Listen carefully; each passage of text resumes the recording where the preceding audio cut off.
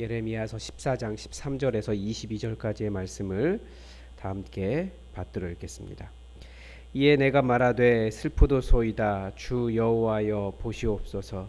선지자들이 그들에게 이르기를 너희가 칼을 보지 아니하겠고 기근은 너희에게 이르지 아니할 것이라. 내가 이곳에서 너희에게 확실한 평강을 주리라 하나이다.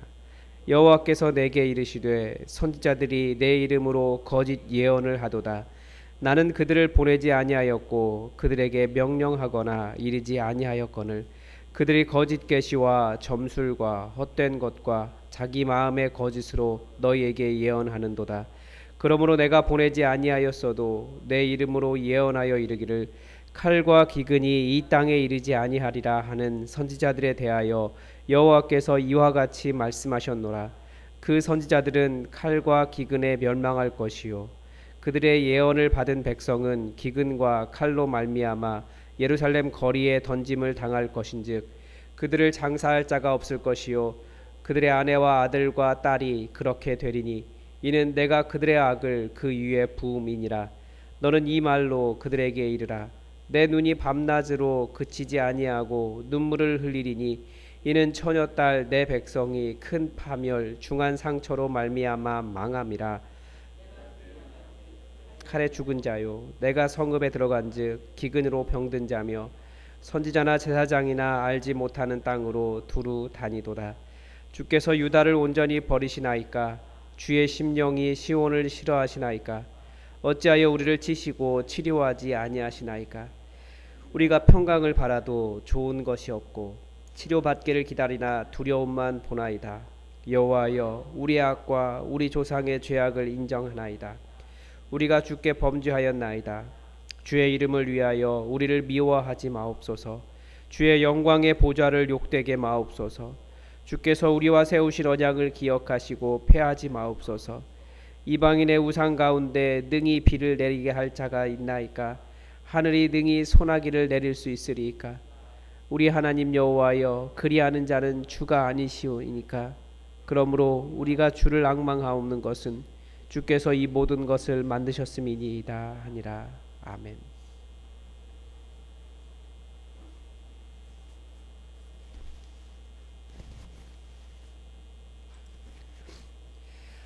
어제 말씀을 통해서는 사람이 가진 회개, 그 잘못된 회개에 대해서 말씀을 드렸습니다. 인간의 그 오만함이라고 할까요? 그것은 하나님께서 우리를 사랑하시기 때문에 우리가 잘못을 해도 무조건 용서해 주실 것이다 라고 주장하는 겁니다. 그래서 사람들이 참 어떻게 보면 굉장히 뻔뻔한 것 같아요. 간음을 해도 그렇고 횡령을 해도 그렇고 거짓말을 해도 그렇고 교회 재산을 자기 것이라고 하고도 그렇고 파렴치한 짓을 해도 그렇고 동성애를 해도 그렇고 하나님 나라를 부서뜨리고도 그렇고 그러면서 다들 하는 말은 날 사랑하심 날 사랑하심 노래합니다. 결코 가볍지 않은 십자가 복음을 하나님의 그 아픔의 무게를 아들까지 내어주신 그 아픔의 무게를 아주 인간의 그 가벼운 수준으로 낮춘 그 이기적인 그런 모습이 하나님은 나를 무조건 사랑해 주실 거야 라고 하는 말입니다. 하나님의 선하심을 인식할수록 사실 자신의 죄성도 점점 커집니다. 따라서 나의 죄성이 내가 얼마나 죄인인가에 대한 것을 그런 인식이 커질수록 십자가를 더 의지하게 되고 나를 자랑할 것이 없다는 것을 알게 되고 나의 죄성에 대한 인식이 커질수록 하나님께서 나를 얼마나 사랑하셨는지 사랑하고 계시는지 그 사랑의 크기도 사실 더 깊어져 갑니다. 그런데 인간 안에는 그 하나님의 크심 하나님의 의로우심을 마주 대하려고 하는 그 직면하려고 하는 마음이 없습니다. 그게 바로 인간의 자기중심성이죠. 내가 할 수 있다라는 거예요. 하나님의 의로우신 만큼이나 나도 의롭다라는 것을 말하고 싶은 겁니다. 그래서 예수님의 십자가의 은혜보다는 나의 행위를 통해 나도 하나님만큼 의롭습니다 라고 말하려고 하는 것이 인간이라는 거예요. 어떻게든지 내가 나 잘한 거 있어요 라고 말하고 싶어 하는 거죠. 바로 그 하나님의 의를 하나님의 그 높으신 의를 인간의 행위로 대체하려고 하는 시도를 우리는 위선이라고 부릅니다. 세상이 말하는 위선과 조금 차이가 있죠. 의롭지 않은 자가 자기의 행위를 의롭다고 주장하려는 태도, 이게 위선입니다. 우리가 그래서 잘 모르죠. 자기 안에 있는 위선을. 내가 죄인인데 나 괜찮은 사람이야 계속 말하려고 한다는 거예요. 그게 바로 예수님의 십자가 필요 없다라고 말하는 거거든요. 본문에 먼저 나오는 선지자들의 위선을 볼 수 있습니다. 본문에서 대놓고 거짓, 가짜 선지자라고는 말하지 않습니다. 그래서 왜 예레미야가 저 사람들을 향해서 가짜 선지자들입니다 라고 말하지 않았을까 생각을 해보니까 약간 이해가 되더라고요. 자기는 연약한 어린아이였고 사람들은 예레미야를 향해서 다른 사람이 다 그러는 거예요. 너는 거짓 선지자다. 너는 가짜니까 예언하지 말아라 라고 말하고 죽여버리겠다라고 하고, 예레미야가 다른 사람들 그 멋있게 예언하는 거대한 큰 선지자들이라고 하는 사람들을 볼 때 비교했을 때 엄청난 그 열등감과 자신감이 없었을 것 같아요. 그런데 지금 이 가짜 예언자들은, 가짜 선지자들은 엄청난 대중적인 인기를 얻는 사람들이었습니다. 왜 그렇습니까? 13절에 보면 이들의 메시지를 들을 수 있는데 이들의 메시지는 예레미야와는 반대로 평안이었고 위로였고 밝은 희망으로 가득 차 있었기 때문입니다. 너희가 칼을 보지 않겠고 기근은 너희에게 이르지 아니할 것이라. 내가 이곳에게 너희에게 확실한 평강을 주리라. 맞습니다. 이 메시지는 하나님의 마음을 담고 있습니다. 당신의 자녀들을 향해서 칼을 보내고 싶지 않고 기근을 주고 싶지 않고 오직 평강만을, 온전한 샬롬만을 주고 싶어 하시는 하나님의 마음이 담겨 있습니다. 그러나 하나님의 아픔은 담지 못했습니다. 삶에 항상 칼이 따라다니는 약자들, 항상 배고파야 하는 가난한 사람들, 삶에 평강이 없는 사람들 때문에 괴로워하시는 하나님의 아픔은 외면하고 있기 때문에 그렇습니다. 이게 위선이에요. 우리는 우리의 평강만을 추구하지만 하나님 나라, 깨어진 하나님 나라의 아픔을 가슴에 품고 살아가는 것이 이 그리스도인이라는 거예요. 제 동기 목사님 중에 그 외국인 노동자 사역하시는 분이 계십니다. 우리나라는 그분 사역을 이렇게 얘기를 듣고 글을 쓴 것을 이렇게 보면, 야, 우리나라가 외국인 노동자들을 이렇게 정말 위웃으로 대하지 못하는구나 라는 생각이 많이 들어요.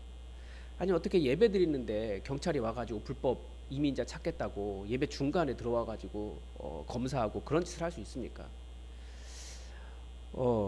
그래서 최근에 올라온 그 글 중에 보니까 이제 그 가난하신 분들 계속 도와드리니까 그 유흥업소에서 일하다가 그 일을 청산하고 열심히 일해보겠다고 하시는 분, 여성분에 대한 글이 있었습니다. 유흥업소를 탈출하고 힘들지만 땀 흘려 돈을 벌기로 다짐을 했다는 겁니다.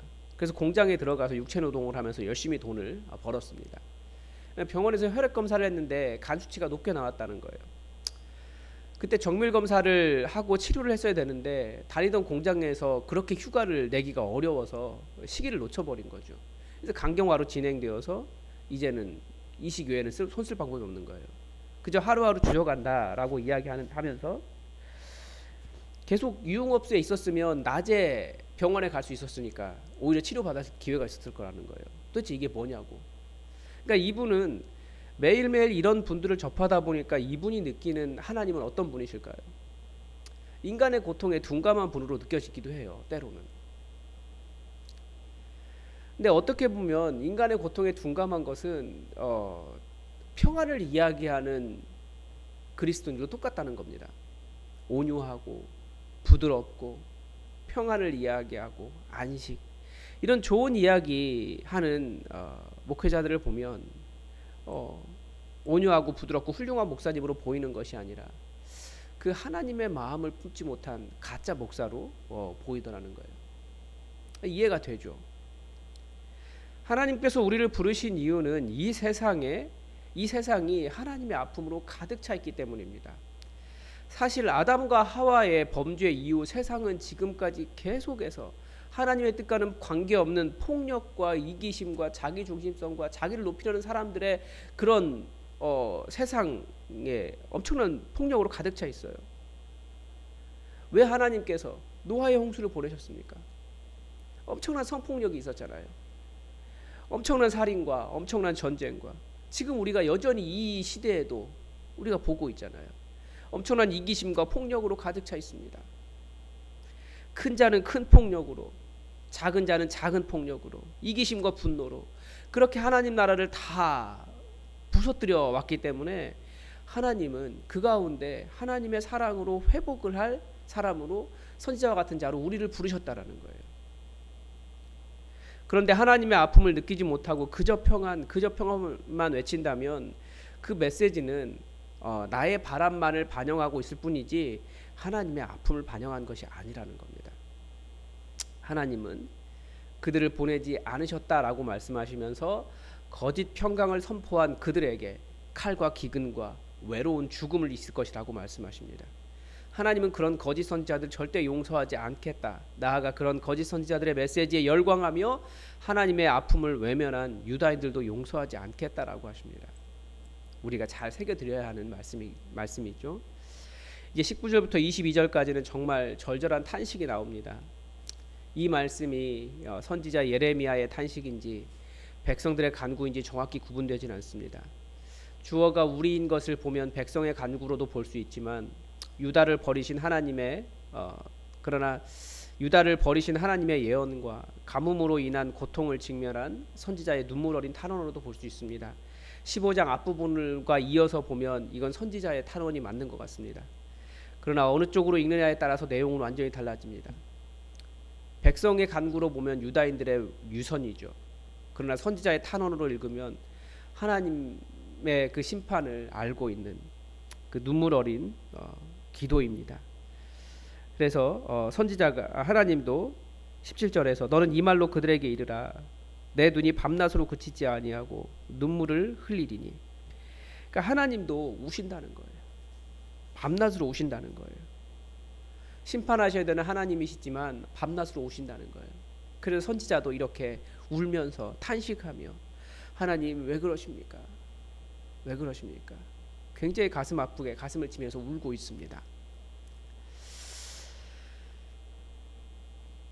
우리는 하나님의 아픔을 알아야 됩니다. 그리고 하나님의 아픔과 함께 같이 울 수 있는 사람은 하나님의 마음을 품은 예레미야와 같은 선지자입니다. 우리에게 이 마음을 갖기를 원하십니다. 이 세상이 얼마나 아픕니까? 또 교회가 얼마나 아픕니까? 이 무더워지는 더위 속에서 그저 덥다, 곧 여름 지나가겠다, 여름 지나가면 다시 더 시원해지겠지, 이때만 바라보는 것이 아니라 우리가 이 깨어진 환경에 대해서도 가슴 아파해야 됩니다. 어제는 TV를 틀었는데 뉴스가 다들 보니까 난리가 나 있더라고요. 또 묻지마 살인이 또 일어난 거예요.